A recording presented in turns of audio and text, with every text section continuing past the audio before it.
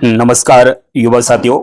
एक बार फिर से जीडीएस की मुख्य मांगों को लेकर भूख हड़ताल होने जा रही है।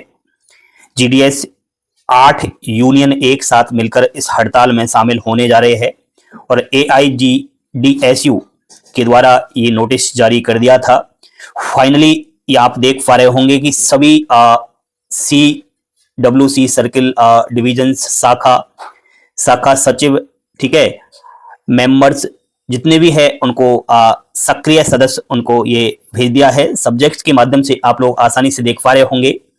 सब्जेक्ट्स में साफ साफ इन्होंने बता रखा है कि डाक भवन नई दिल्ली में मांग पत्र धारण, पोस्ट कार्ड एवं ईमेल अभियान तथा भूख हड़ताल। ठीक है, तो ये सब्जेक्ट्स रहेगा, यानी कि भूख हड़ताल तो होने जा रही है, उसके साथ साथ एक मांग पत्र धारण करना होगा, पोस्ट कार्ड जारी करना होगा और बहुत सारे ईमेल्स जो है करने होंगे।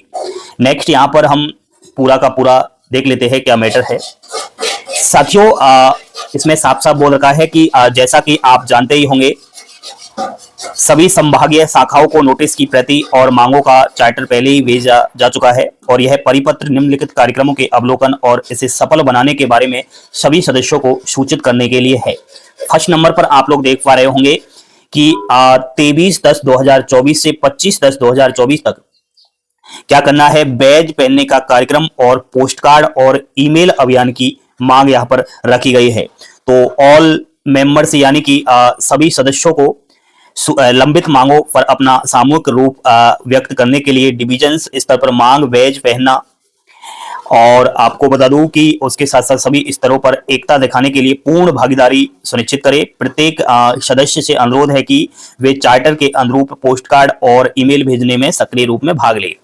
सेकंड नंबर पर जो ये आपको लाइन दिखाई दे रही है, इसमें वो साफ साफ भूख हड़ताल के बारे में मेंशन किया गया है कि 12 और 13 नवंबर को सुबह 10 बजे से डाक भवन नई दिल्ली के सामने भूख हड़ताल का आयोजन किया जाएगा। अपनी मांगों को लेकर दबाव बनाने के लिए सभी नजदीकी मंडलों से विशेष रूप से अनुरोध है कि वे ये शारीरिक रूप से उपस्थित हो और बड़ी संख्या में भागीदारी के लिए आवश्यक व्यवस्था करें तथा अन्य मंडलों से प्रतिनिधियों से भी इसमें शामिल होने का अनुरोध है। इस विशेष प्रदर्शन की सफलता के लिए बड़ी संख्या में लोगों का जुटना बहुत जरूरी है। ये बिल्कुल सही है।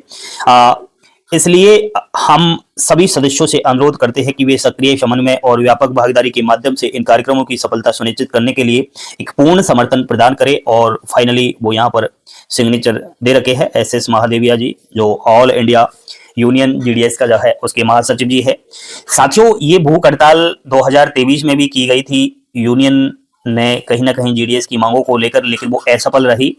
असफल क्यों होती है हमेशा जीडीएस की जब मांगे रखी जाती है तो भूख हड़ताल? उसका सबसे बड़ा कारण अगर मैं बताऊं साथियों, तो वो है असंवैधानिक ब्रिटिश कालीन, आज का नहीं बहुत ही पुराना एक रूल बनाया गया है जिसे हम रूल 3A के नाम से जानते हैं। इस रूल A3 में बहुत सारे ऐसे नियम बनाए गए हैं, ऐसे रूल बनाए गए हैं जो सबसे आगे आ जाते हैं और सारी की सारी जो मांगे रखते हैं एंड हम डिमांड करते हैं उनको रोक जाते हैं। कैसे? रूल 3A कहता है कि कोई भी जीडीएस कर्मचारी है उससे 5 घंटे से अधिक ड्यूटी नहीं करवाई जाएगी।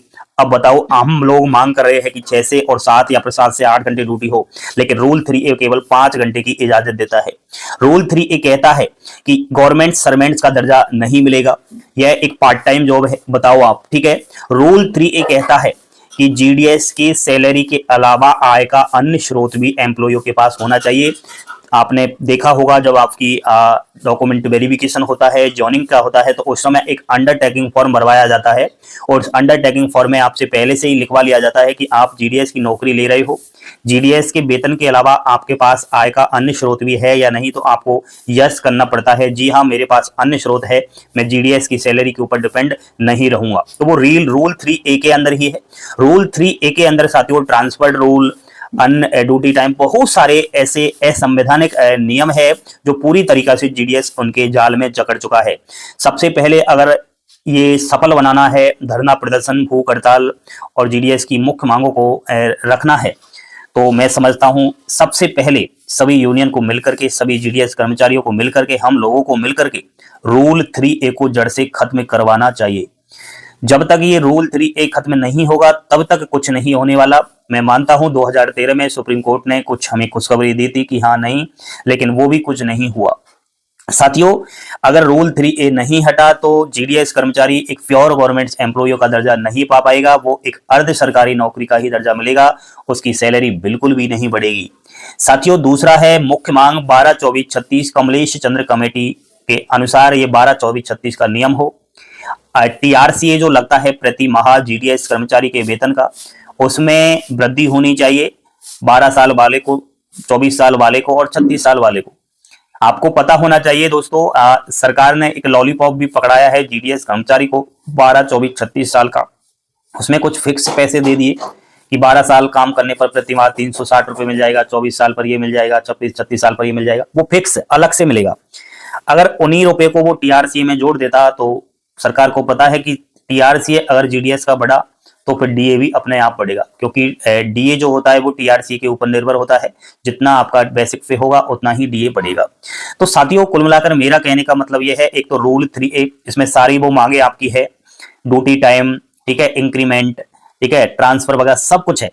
दूसरा, मेडिकल सुविधाएं, अन्य जो गवर्नमेंट कर्मचारियों को भत्ते मिलते हैं वो सब लागू हो जीडीएस कर्मचारियों के ऊपर। तो मैं चाहता हूं साथियों, दोबारा से ये जो भूख हड़ताल होने जा रही है 12 और 13 नवंबर को, इस भूख हड़ताल में सभी जीडीएस एम्प्लॉय शामिल हो एंड फ्रेशर कैंडिडेट्स जो जीडीएस की नौकरी लेना चाहते हैं बिना परीक्षा 10वीं पास, उनसे भी मेरा आग्रह है कि इस वीडियो को शेयर करें, क्योंकि आपका भी काम पड़ने वाला है। अगर आप भी एक जीडीएस के पद पर नौकरी लगोगे तो आपके साथ भी वही होगा। इसलिए पहले से ही अगर ये सारे नियम में संशोधन हो जाए और जीडीएस के बारे में कुछ अच्छा हो जाए तो फिर आपकी बल्ले बल्ले है। अगर साथियों ये मांग मान ली जाती है सरकार के द्वारा तो मैं समझता हूं बहुत कुछ फायदा होगा एक जीडीएस कर्मचारी को। तो इस तरीके से डरना नहीं है, आपको कोई भी खा नहीं जाएगा। आप लोग डर के मारे इतनी ज्यादा गलत कदम भी उठा रहे हैं, अलग अलग सर्कलों से खबरें आ रही है कि कोई भी पोस्टमैन ने ये किया, किसी के दबाव में आकर अपनी जीवन लीला ही समाप्त कर ली। तो ये थोड़ा अच्छा नहीं है। इस तरीके से हाथों में चूड़ियां पहनने से काम नहीं चलेगा, घर से बाहर निकलना ही पड़ेगा। अगर आपको आपकी मांग को सफल करवाना है तो ठीक है, हम लोग आपके लिए इतनी मेहनत कर रहे हैं, यूनियन आपके लिए इतनी मेहनत कर रहा है, और आप ही अगर आगे नहीं आओगे तो फिर कौन आएगा बताओ? आपकी ही मांग है ना, आपके ही बारे में सब कुछ सोच रहे हैं। अगर ठीक हो जाए तो फिर ठीक है। साथियों, इस वीडियो को शेयर करें और मैं दोबारा से कहता हूं कि आप लोग इस हड़ताल में शामिल होकर हड़ताल को सफल बनाएं। थैंक यू, धन्यवाद। जय हिंद, जय भारत।